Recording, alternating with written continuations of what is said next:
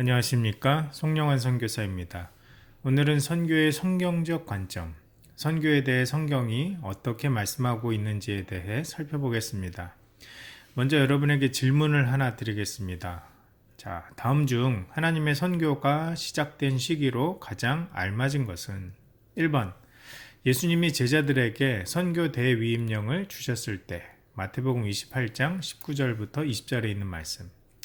2번, 바울과 바나바가 첫 번째 전도 여행을 떠났을 때 사도행전 13장 2절과 3절 말씀.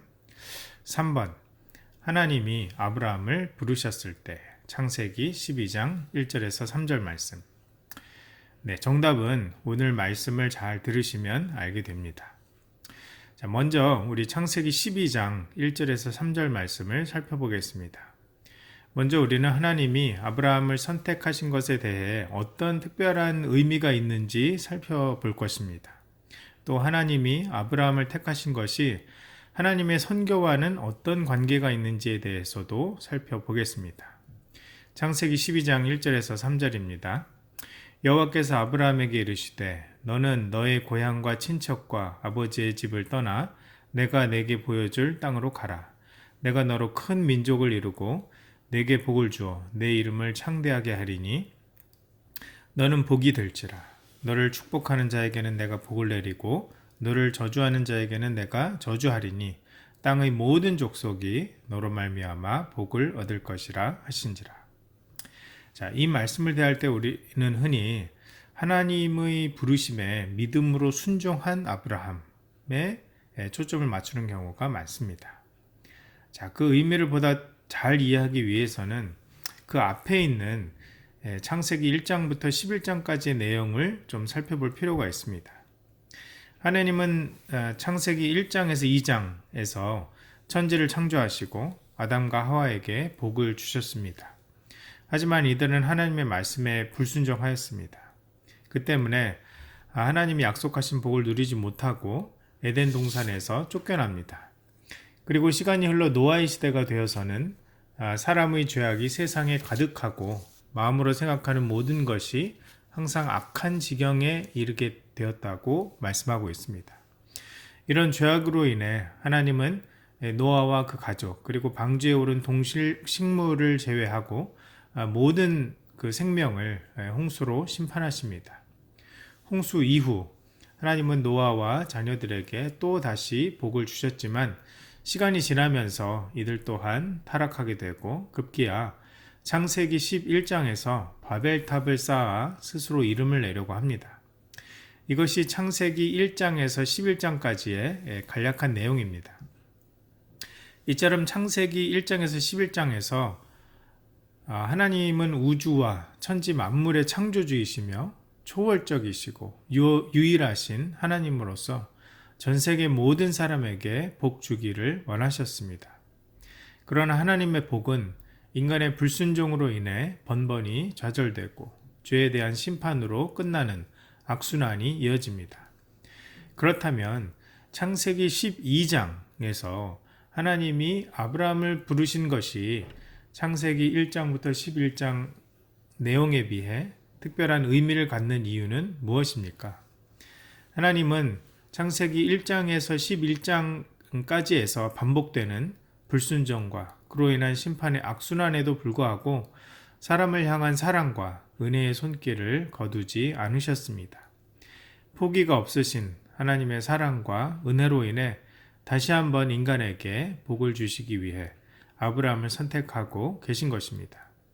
자, 이것이 창세기 12장에서 하나님이 아브라함을 부르셨다는 것이 특별한 의미가 있는 이유인 것입니다. 자, 그러나 여전히 한 가지 의문이 남습니다.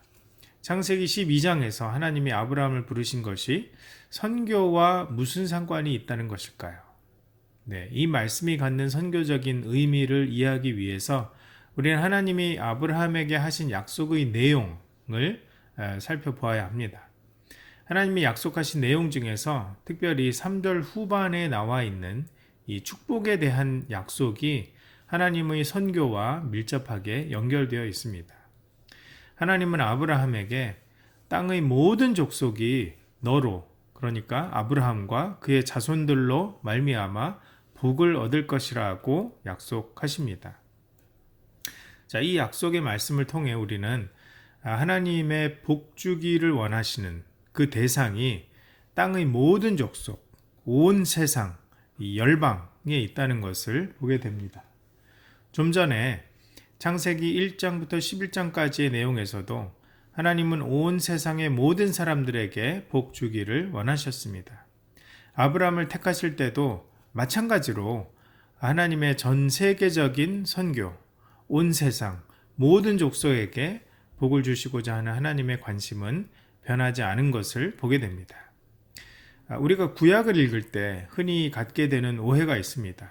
그것은 구약 성경이 아브라함의 후손인 이 유대민족 중심의 역사를 기술하고 있기 때문에 유대민족을 택하신 하나님을 생각할 때도 단지 유대인의 하나님 정도로 제한하여 오해하는 것입니다.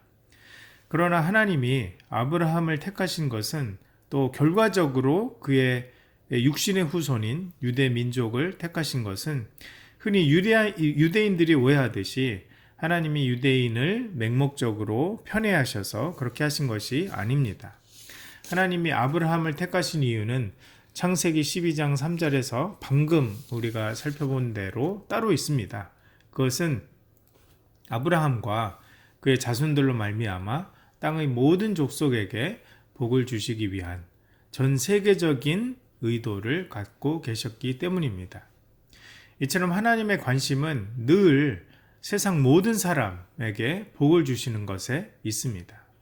아브라함과 그의 육신의 자손인 이스라엘 민족은 하나님이 전 세계적인 축복의 사역, 즉 세계의 선교를 위해 택하신 그런 축복의 통로인 것입니다. 자, 이러한 사실은 우리에게 무엇을 가르쳐 줍니까? 창세기 12장 1절에서 3절이 성경에서 갖는 중요성은 무엇입니까? 성경은 창세기 12장을 중심으로 그 이전과 그 이후로 나눌 수 있습니다.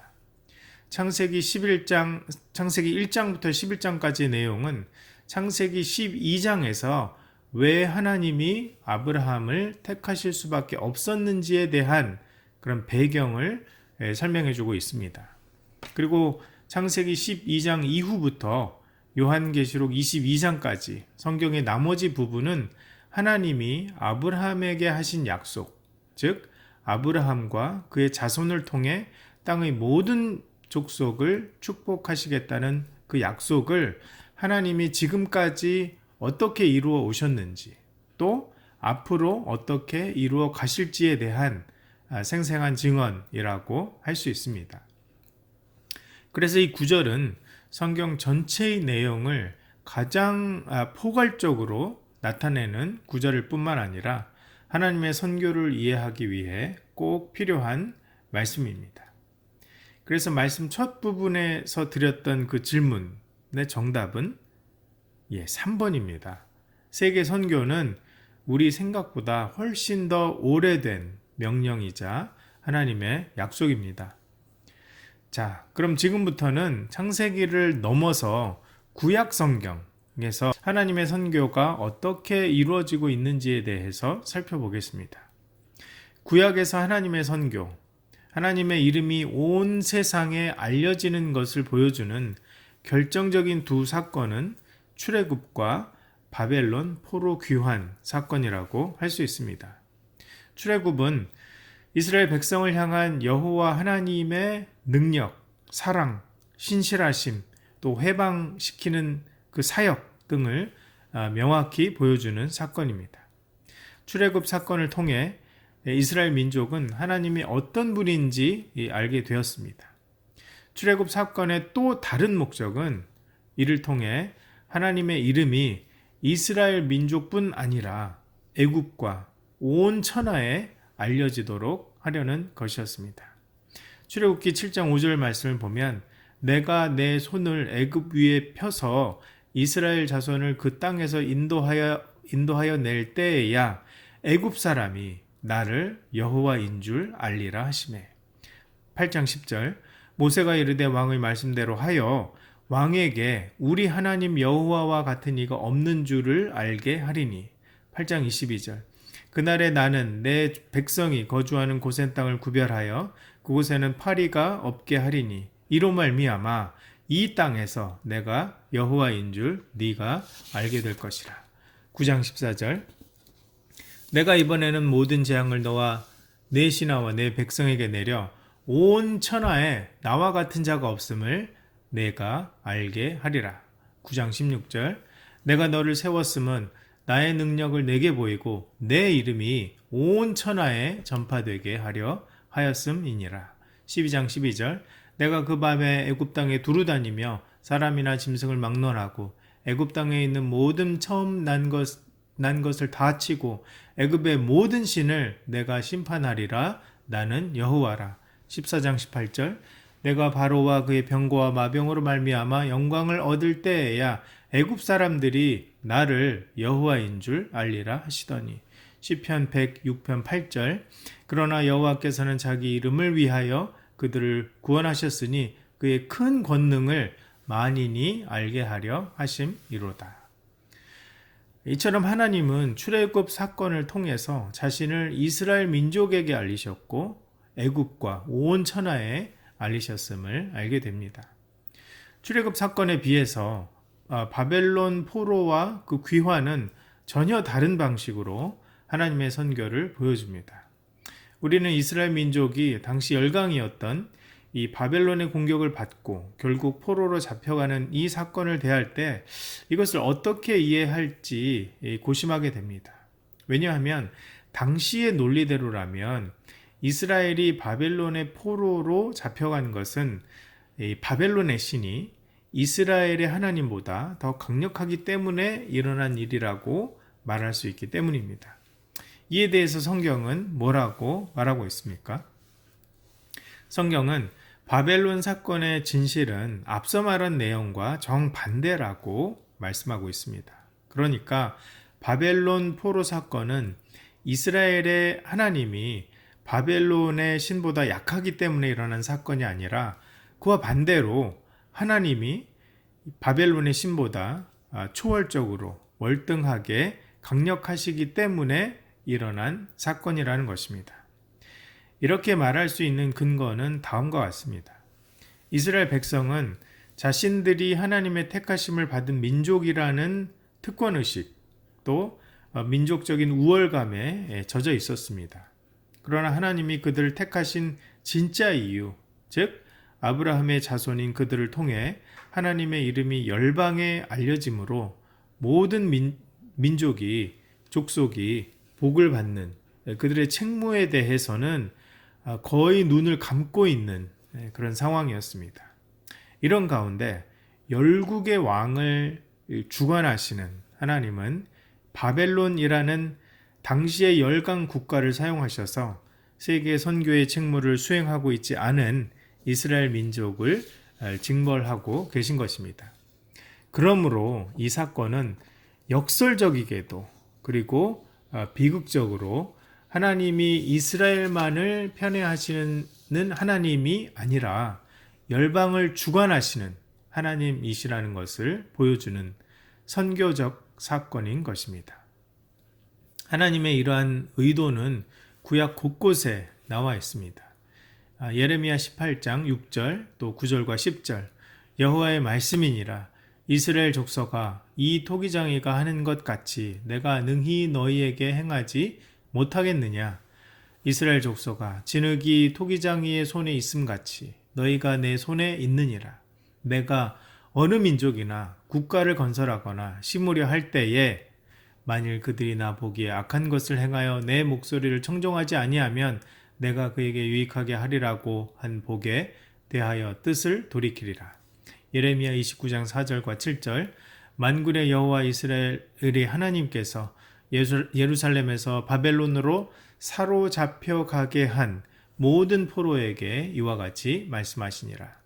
너희는 내가 사로잡혀 가게 한 그 성읍의 평안을 구하고 그를 위하여 여호와께 기도하라. 이는 그 성읍이 평안함으로 너희도 평안할 것입니다. 하나님은 아브라함에게 그의 후손을 통해 모든 민족이 복을 받을 것이라고 약속하셨습니다. 그러나 아브라함의 육신의 후손인 이 이스라엘 민족은 하나님의 의도와 관심에 제대로 부응하지 못했습니다. 물론 예외도 있었죠. 요셉, 엘리사, 에스더, 다니엘, 또 요나와 같은 이 사람들은 구약에서 자발적으로 또는 비자발적으로 하나님의 선교를 수행한 사람들이라고 할 수 있습니다. 대부분의 이스라엘 민족은 하나님의 선교라는 명령에 순종하지 않았습니다. 그러나 이스라엘 민족의 불순종과 심판의 반복되는 이 악순환도 하나님의 선교에 대한 열정을 막지는 못했습니다. 오히려 하나님은 이와 같은 최악의 시점에서 예수님을 이 땅에 보내심으로 선교의 새로운 세계를 열어주셨습니다. 하나님은 예수님을 이 땅에 보내심으로 아브라함에게 하셨던 오래된 약속을 결정적이고 또 최종적으로 성취하십니다. 예수님은 육신적으로 보더라도 아브라함의 후손으로 하나님이 약속하셨던 아브라함의 자손이라는 조건을 충족하셨습니다. 그러나 예수님은 물론 그런 육신적인 조건으로 따질 수 없는 놀라운 분이었습니다. 예수님은 육신의 몸을 입고 이 땅에 오신 하나님이십니다. 예수님이 십자가에서 죽으시고 장사지낸 바 되었다가 부활하신 사건은 예수님이 곧 하나님이심을 증거하였고, 따라서 모든 인간에게 구원의 새로운 길을 열어주셨습니다. 예수님의 죽으심과 또 부활을 통해 이제 더 이상 하나님의 백성이 되기 위해서 유대인의 율법을 지키거나 할례를 받을 필요가 없게 됐습니다. 이제는 하나님이신 예수님이 이미 이루신 것을 믿음으로 하나님의 자녀, 하나님의 백성이 되는 길이 열린 것입니다. 이처럼 하나님은 택하신 이스라엘 백성의 불순종으로 선교의 가장 어두운 때에 예수님을 이 땅에 보내주셔서 믿음으로 구원받는 새롭고 완전한 길을 열어주셨습니다. 자, 그렇다면 예수님이 이루신 이 일이 아브라함에게 약속하신 이 세계 선교의 약속과는 무슨 상관이 있을까요? 자, 사도 바울은 예수님이 이루신 일이 하나님이 아브라함에게 하셨던 약속을 결정적이고 또 최종적으로 성취한 것임을 명확하게 말씀하고 있습니다. 갈라디아서 3장 7절 8절 말씀, 그런즉 믿음으로 말미암은 자들은 아브라함의 자손인 줄 알지어다. 또 하나님이 이방을 믿음으로 말미암아 의로 정하실 것을 성경이 미리 알고 먼저 아브라함에게 복음을 전하되 모든 이방인이 너로 말미암아 복을 받으리라 하였느니라. 자, 이 말씀에 따르면 예수님은 믿음으로 말미암은 자들이 아브라함의 자손이라고 말하고 있습니다. 그러니까 아브라함의 자손은 더 이상 혈통적으로 유대인이거나 또는 율법을 지키고 할례를 행하는 사람이 아니라 오직 예수님을 믿는 자들이 아브라함의 참된 자손, 영적 혈통의 자손이 된다는 것입니다. 또 이같이 유대인, 이방인 상관없이 오직 예수님을 믿음으로 말미암아 의로 정하신 것은 바울에 따르면 하나님이 먼저 아브라함에게 전하신 복음, 즉 모든 이방인이 너로 말미암아 복을 받으리라 하는 이 창세기 12장 3절 말씀의 완전한 성취라는 것입니다. 그러니까 창세기 12장 3절의 이 약속은 아브라함의 참 자손이자 하나님의 아들이신 예수님의 사역을 통해서 이루어졌으며, 이는 예수님을 믿음으로 말미암아 유대인이나 이방인이나 상관없이 의롭다 정하심을 받는다는 것을 말해주고 있습니다. 자, 이처럼 아브라함에게 하신 약속을 궁극적으로 이르신 이 예수님은 이제 믿음으로 하나님의 자녀가 된 제자들에게, 그리고 저와 여러분, 즉 교회에게 이 기쁜 소식을 온 세상 모든 민족에게 전파하라고 분부하셨습니다. 그러므로 너희는 가서 모든 민족을 제자로 삼아 아버지와 아들과 성령의 이름으로 세례를 베풀고 내가 너희에게 분부한 모든 것을 가르쳐 지키게 하라. 볼지어다 내가 세상 끝날까지 너희와 항상 함께 있으리라 하시니라. 마태복음 28장 19절과 20절 말씀. 땅의 모든 족속들은 우리가 복음을 가지고 그들에게 갈 때에만 복을 받게 될 것입니다. 하나님은 저와 여러분에게 옛적 아브라함에게 하신 세계 선교의 약속을 전달해 주셨습니다. 우리는 예수 그리스도를 통해 드러나기를 원하시는 이 하나님의 이름을 모든 민족에게 전할 수 있는 특권을 갖게 된 것입니다. 자, 한 가지만 더 살펴보고 말씀을 마치겠습니다. 여러분 중에 이런 질문을 하는 분도 있을지 모르겠습니다. 자, 선교가 중요한 것은 알겠는데 우리에게 가장 중요한 것은 예배 아닌가요? 예, 그렇습니다. 여기 존 파이퍼라는 분이 선교와 예배에 대해 쓰신 글을 소개합니다.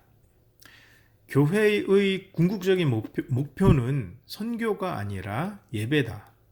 선교가 존재하는 이유는 예배가 존재하지 않기 때문이다.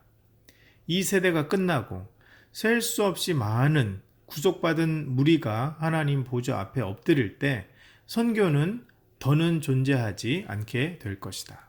선교는 잠깐 동안 필요하다. 하지만 예배는 영원히 지속된다. 그러므로 예배는 선교의 동력원이자 목표다. 우리의 예배, 하나님을 더욱 깊이 알아가는 그 예배가 그것을 모르는 사람에게 그것을 전하고 싶어지게 만들고 또 그들도 하나님을 예배하게 하는 것입니다. 그렇기 때문에 예배는 이 선교의 동력원이자 목표가 되는 것입니다. 말씀의 결론 맺겠습니다. 땅의 모든 족속에게 복을 주시려는 이 하나님의 열정은 그 무엇도 막을 수 없습니다. 창세기 1장에서 11장까지의 내용에서 보았던 반복적인 불순종과 심판의 그 쳇바퀴도, 또 구약시대 이스라엘 민족의 불순종도 하나님의 선교의 열정을 막을 수 없습니다. 물론 코로나도 하나님의 선교를 막을 수 없습니다. 하나님은 결국 아브라함을 불러내시고 또 예수님을 보내주심으로써 세계 선교를 위한 길을 열어주셨습니다. 하나님의 넘치는 사랑과 은혜를 생각하며 감사와 영광을 돌려드리는 저와 여러분이 되시기를 바랍니다. 자, 이스라엘은 하나님이 택하신 민족이라는 우월감에 취한 나머지 하나님이 맡기신 책무를 거의 돌아보지 않았습니다.